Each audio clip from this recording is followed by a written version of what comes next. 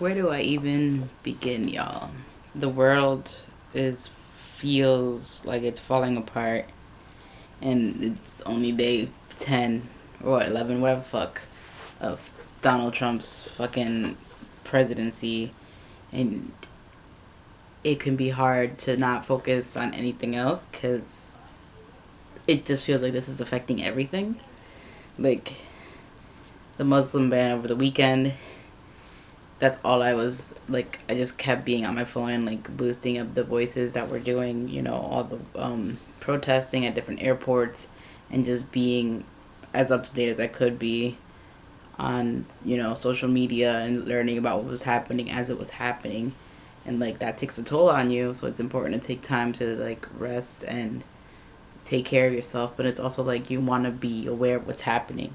And he just fired the attorney general that dared to like basically go against him, and he's saying like he literally said she betrayed, like that's the word he used, betrayed. And then like in the fucking statement, like weak on borders and very weak on illegal immigration. Like it's literally the syntax and the wording that he's using is like what he tweets, and it's just like this is where we've come to. And it's just like how the fuck. And just, oh my god, it's so it's so much. And like I just want to like there's so much that I want to do, and then like it's like where do you even begin? And when you don't have that many funds to be donating to all these, like that's a privilege in itself to be able to donate to all these organizations like the ACLU, CAIR, like all these different organizations that are doing amazing work and are out here on the front lines, with the lawyers and out here speaking up for people and trying to protect our rights, which at this point, what the fuck are our rights? Because it feels like nothing is legal anymore. Nothing, like anything goes, because fascism is real. And it's like, how the fuck are we supposed to focus and go about our daily lives when everything that you're supposed to be protected by and stand for is threatened, and you can't feel safe, and something could happen to you? Like it just feels like something can happen to you as you're walking down the street, because you don't know who's, like, this sounds ridiculous, like I guess, but it's real. Like you don't know who's bad or good. You don't know if who is, like, there's so many people in New York especially that like thousands showed up for these people and are out here standing up for what's right. But then there's so many people on the other side that think that they're right. So it's like the divide, and like how do we bridge that and like stop with this wall rhetoric and like just whew.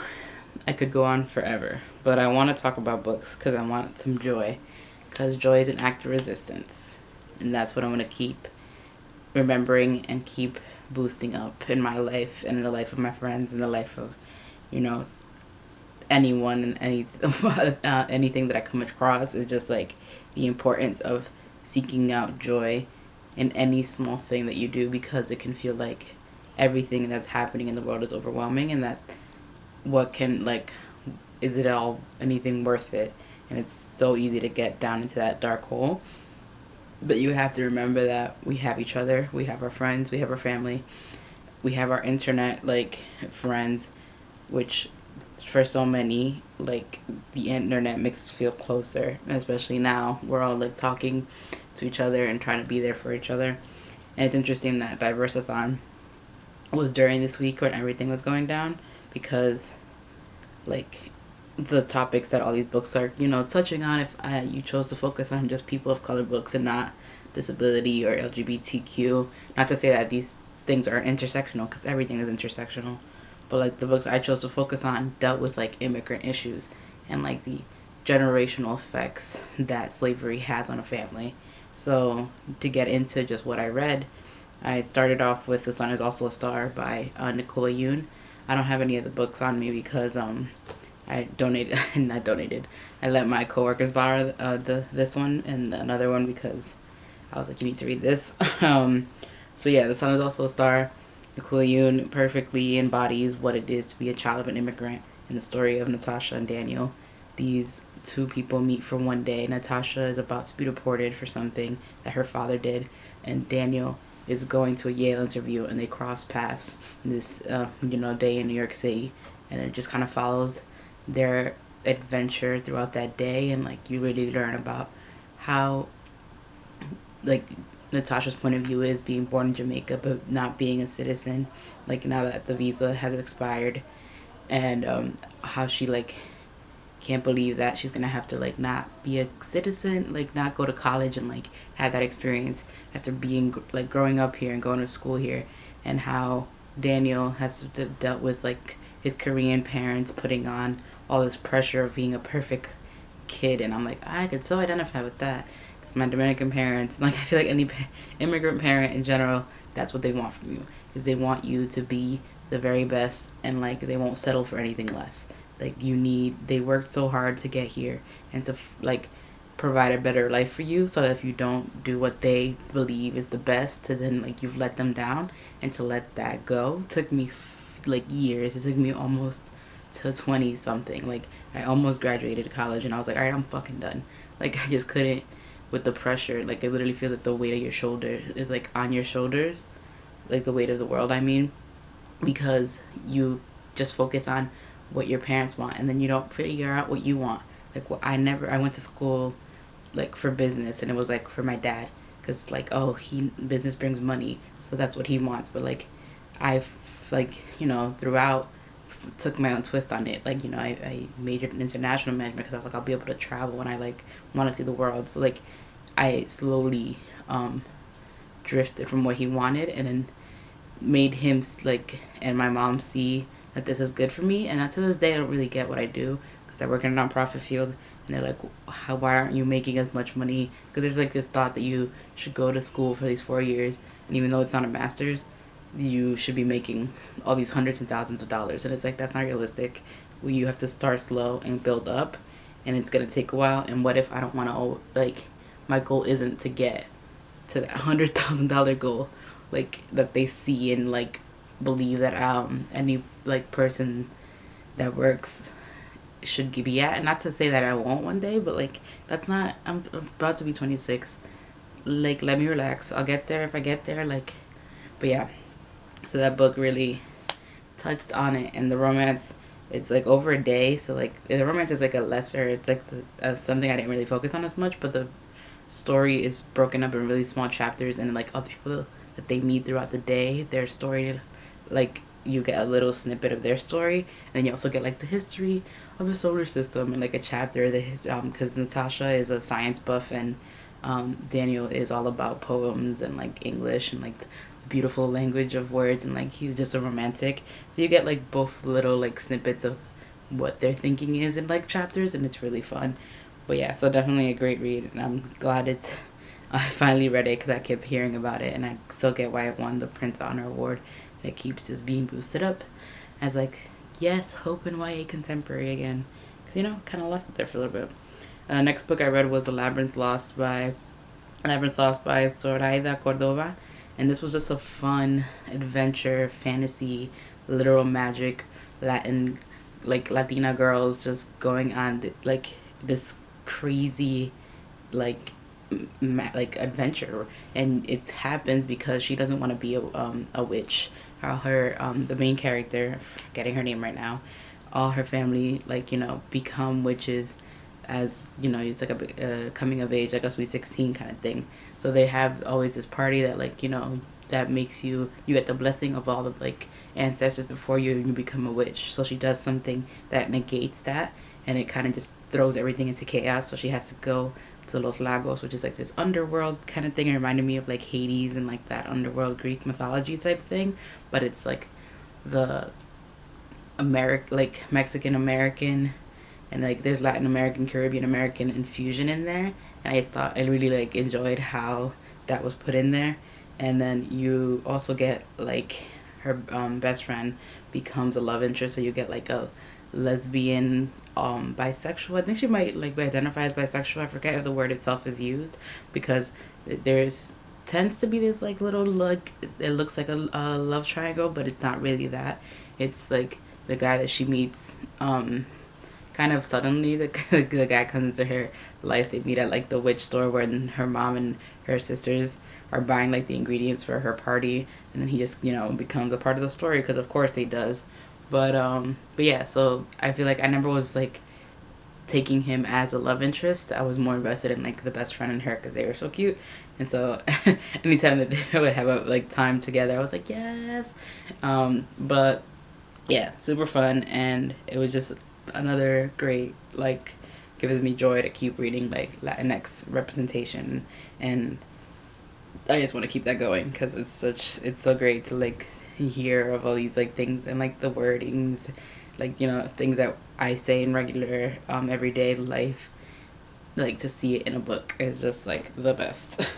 So I reread Homegoing by Ya Jossi since I read it in August, and then I went to a book club that one that like someone that I knew from college started here, and like it's become this like big thing for him, and it's like super cool.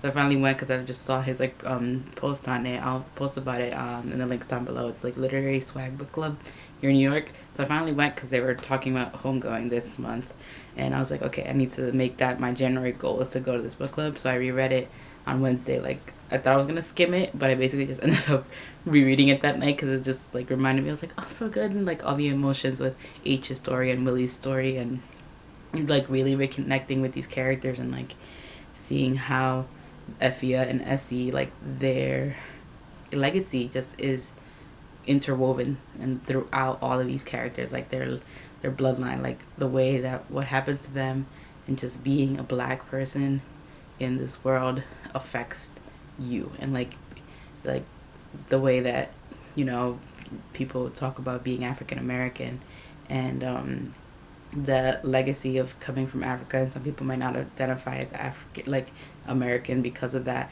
So I think like there's a lot of conversation there, and a lot of people have said that they'd rather it be longer so we could get more, because it's like individual short stories of each character. Each chapter is just a different character. I think that's kind of perfect because you gotta get each of the other characters interwoven throughout the story. But I get people's criticisms that I've seen so far because I've tried to see like where people are coming from with their reviews.